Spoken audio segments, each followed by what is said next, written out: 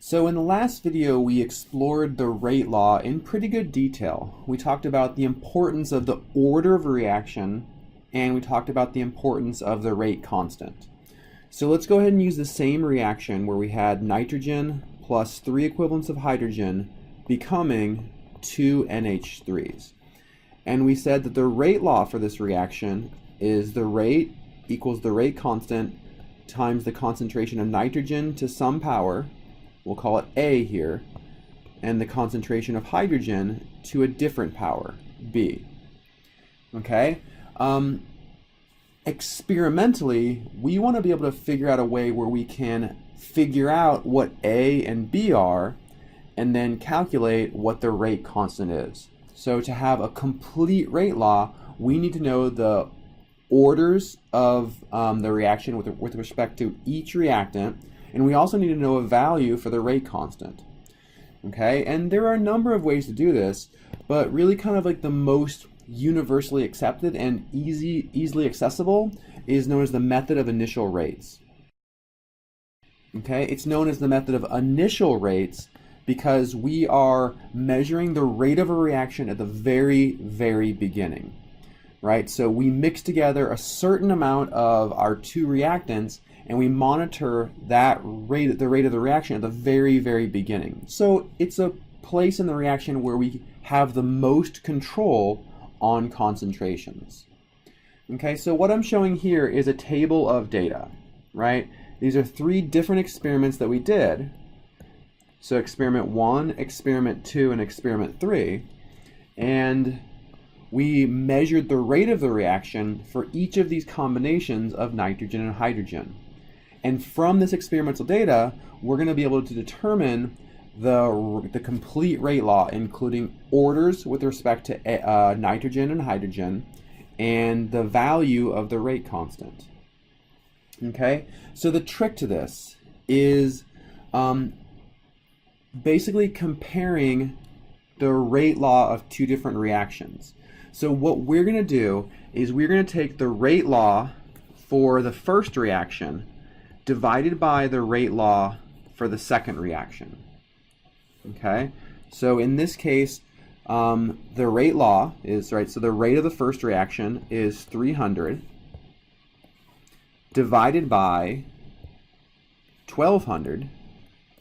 Okay, so that's rate of the first reaction divided by the rate of the second reaction. This equals K, right, so our rate constant, divided by the rate constant for the second reaction, which is the same number, times the concentration of nitrogen for the first reaction, which is 3, okay, and this is to the A power, divided by 3 to the A power. Now the concentration of hydrogen to the B power, divided by the concentration of hydrogen to the B power. Okay, so each piece here, right, so the top of this, we have rate equals K times the concentration of nitrogen to the A power times the concentration of hydrogen to the B power. We divide it by the rate law for the second reaction, for the second experiment. And the really nice thing about doing this is that we can quickly see that this cancels, the rate constants cancel, and 3 to the power of A cancels. It's the same on the top and on the bottom. So what we're able to do is to simplify this to 3 over 12, which is, so this is 1/4, equals 2 over 4, or 1/2, to the power of B. Okay, so you may be able to quickly figure out that that if you take 1/2 squared, you'll end up with 1/4. But let's go ahead and go through and mathematically prove this. So the easiest way to do this is to take the log of both sides. Okay, so I'm going to go ahead and move over here so I have a little more space. I'm going to take the log of both sides. So the log of 1/4 equals, when I take the log of this term right here, this exponent comes out. So equals B times the log of 1/2. Okay, and then this becomes B equals the log of 1/4 divided by the log of 1/2. Plug this into your calculator, and you'll see that b equals 2.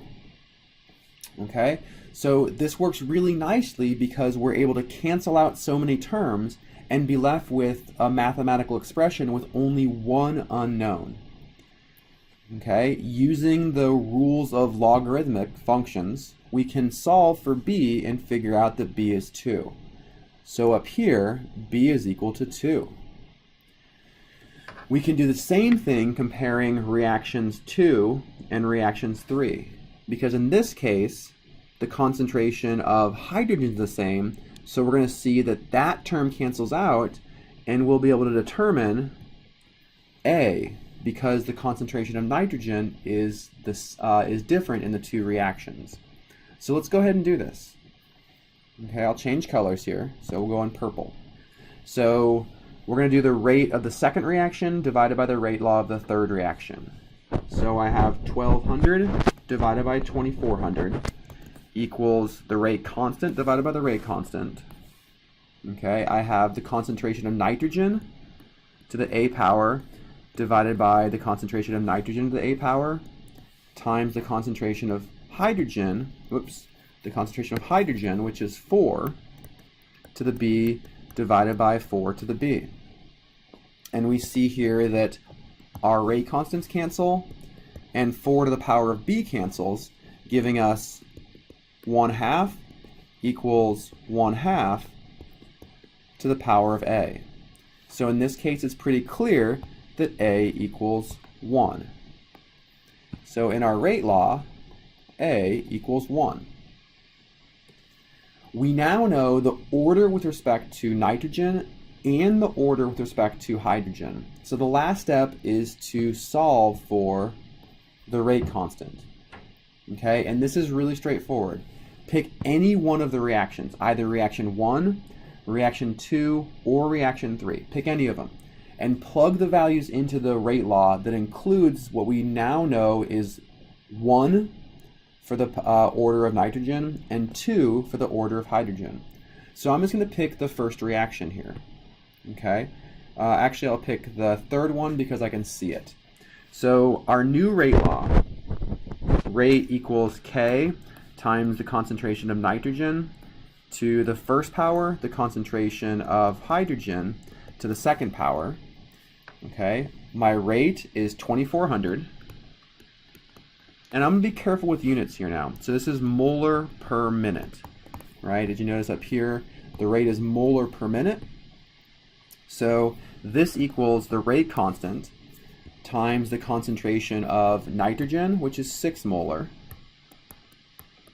This is the first power. And the concentration of hydrogen, which is 4 molar, to the second power. Okay, so we can plug these values into our calculator. We have 2400 divided by 6 divided by 4 squared. And,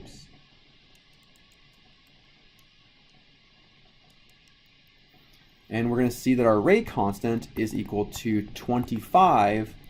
And now if we're careful with units, what you'll see is that the rate constant ends up having the units of molar to the -2, minutes to the -1. And this equals 1 over molar squared times 1 over minute. Okay, so the rate constant has is 25 per molar squared per minute.